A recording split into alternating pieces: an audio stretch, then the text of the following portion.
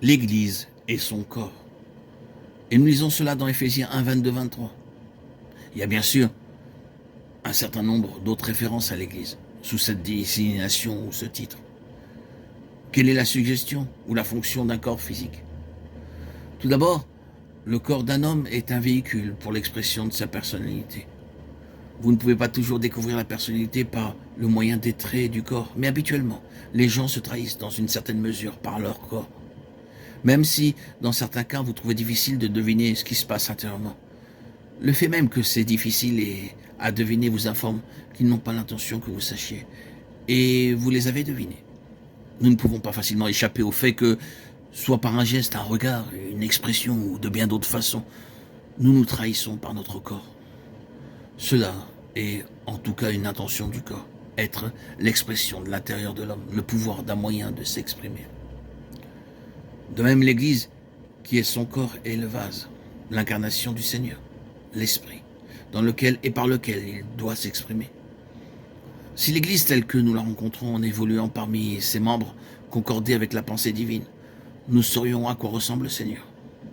Prenons ceci à cœur, que notre existence même en tant qu'Église est en vue que les gens sachent à quoi ressemble Christ.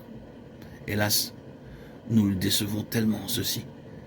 C'est souvent si difficile de percevoir le réel caractère du Seigneur Jésus dans son peuple. Mais c'est là la toute première signification du corps de Christ. Mais en outre, et ici nous sommes sur un terrain familier, un corps physique est un ensemble organique.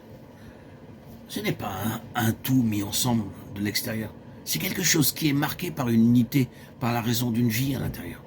Il y a des relations dans chaque partie et entre les parties. Il y a dépendance et interdépendance. La moindre des parties est affectée par ce qui se passe dans toute autre partie. On pourrait s'étendre beaucoup sur cela. Mais nous avons beaucoup plus à apprendre encore en ce qui concerne l'application spirituelle actuelle de cette réalité au sujet de l'Église, comme le corps de Christ. Nous avons besoin d'être amenés à l'intérieur même de ce grand système sympathique du corps. Et cela requiert une réelle œuvre de grâce en nous. Il y a bien des manières dont cela est exprimé dans la parole.